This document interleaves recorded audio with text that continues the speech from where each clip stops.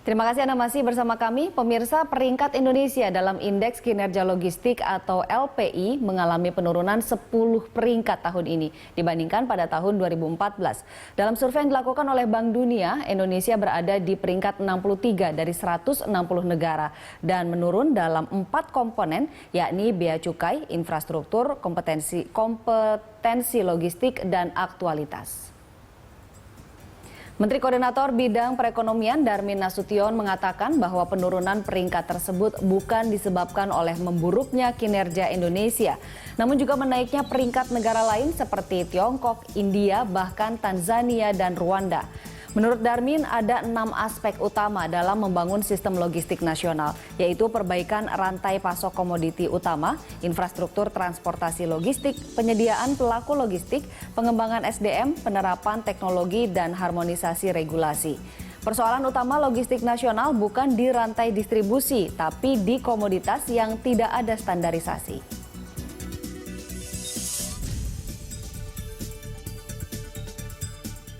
Menteri Koordinator Bidang Perekonomian Darmin Nasution menyampaikan Logistic Performance Index atau LPI Indonesia yang dirilis oleh World Bank turun 10 tingkat. Saat ini Indonesia menempati urutan ke-63 dari 163 negara.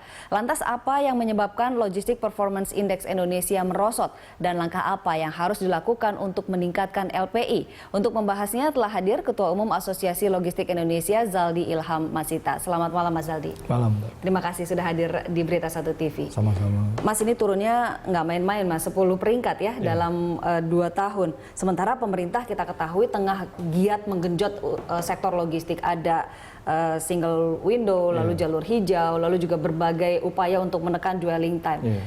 Apa yang salah? Kalau kita lihat survei dari LPI ini kan di akhir 2015 gitu, Pak. Itu sebenarnya program-program yang dari pemerintah yang baru digencot di awal 2015 itu belum terasa gitu, Pak. Jadi ini sebenarnya efek dari pemerintahan rezim sebelumnya gitu, Pak. Ini yang kita memang tahu bahwa secara infrastruktur kurang banyak lah yang dibikin. Nah, jadi kita lihat dampaknya memang turun 10 poin gitu. Kalau naik malah saya bingung gitu. Memang harusnya turun gitu ininya kan. Karena memang infrastruktur kita sangat ketinggalan jauh gitu, dan kita lihat kemacetan, biaya logistik yang sangat tinggi sehingga membuat peringkat LPI kita nggak bagus gitu. Tapi kita juga lihat kecenderungannya seluruh negara ASEAN itu turun juga, kecuali Singapura tetap di posisi 5 gitu. Ini juga memang ada indikasi bahwa mungkin benar menurut Pak Menteri bahwa negara-negara lain di luar ASEAN itu sangat maju, tapi ada juga memang ada perkembangan logistik di ASEAN ini yang agak mundur beberapa tahun terakhir ini. Oke, gitu. Berarti kita bisa berharap nanti di 2017 LPI kita akan membaik begitu? Saya rasa buat berharap harus PR-nya cukup banyak dari pemerintah untuk memperbaiki logistik performance index kita, terutama di infrastruktur. Dan kalau kita lihat sekarang untuk infrastruktur pun kita masih bingung nih, pemerintah sekarang masih plan, apakah mau bangun di laut atau di darat gitu. Kalau dulu di awal kampanye Pak Jokowi dan awal pemerintahannya itu ngomongnya poros maritim, tapi sekarang lebih banyak bangun tol laut, lebih banyak bangun jalan tol dibanding membetulkan pelabuhan gitu. Dan juga kalau kita lihat sekarang tol laut dengan subsidi ini yang kita bisa cukup khawatir, karena dengan pengetatan APBN itu subsidi tol laut itu bisa hilang gitu. Nah, kalau subsidi tol laut itu kan sudah dijamin untuk infrastruktur prioritas tidak akan diganggu. Kalau infrastruktur, membangun infrastruktur iya mungkin, tapi kalau mensubsidi jalur tol laut saya nggak yakin apakah pemerintah bisa tetap konsisten gitu. Kalau bisa konsisten sih kita sangat senang gitu, tapi saya nggak yakin sejauh mana pemerintah bisa mensubsidi tol laut itu sampai 3-4 tahun ke depan gitu. Selain infrastruktur, 4 komponen ya tercatat mengalami penurunan. Ada 3 komponen lain, yaitu bea cukai, kompetensi logistik, dan aktualitas. Nah, bagaimana catatan Anda terhadap 3 komponen lain nih selain infrastruktur?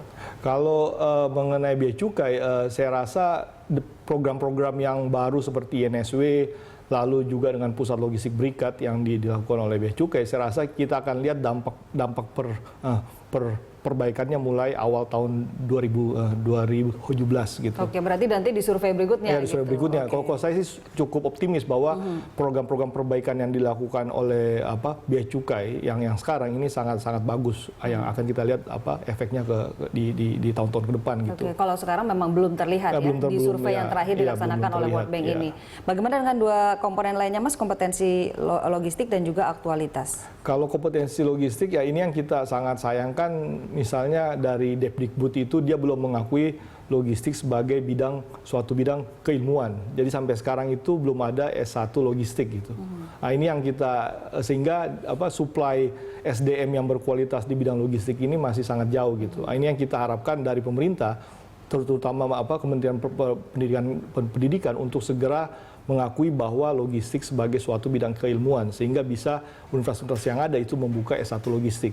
Nah, ini sangat ironis. Kalau dibandingkan Thailand sudah ada 16 universitas yang ada S1 logistiknya, kita belum punya sama sekali. Belum ada, karena memang belum diakui secara suatu bidang keilmuan oleh Departemen Itu jadi ukuran juga ya? Itu ya, betul, jadi ukuran. Menko Perekonomian Darmin Nasution menyatakan bahwa penurunan peringkat kita bukan semata-mata karena memburuknya kinerja, tapi karena memang negara-negara lain lebih cepat melakukan perubahan arus logistik.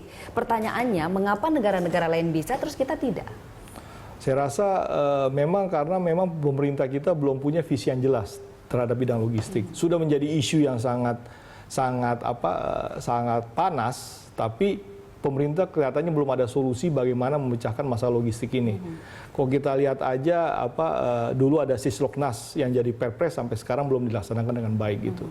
Lalu kalau kita lihat aja dari reshuffle kabinet yang kemarin itu 3 menteri ya. 3 menteri itu semuanya berhubungan dengan logistik. Bahkan Menko Maritim yang sangat berhubungan logistik udah diganti 3 kali. Kementerian Perdagangan yang juga sangat berhubungan logistik diganti 3 kali. Menteri Perhubungan yang juga mengelola infrastruktur logistik. Nah, reshuffle 3 kementerian yang berhubungan sangat erat dengan logistik ini jadi angin segar atau angin topan untuk sektor logistik. Kita akan bahas itu nanti di segmen berikutnya. Mas, jangan kemana-mana pemirsa, karena kami akan kembali.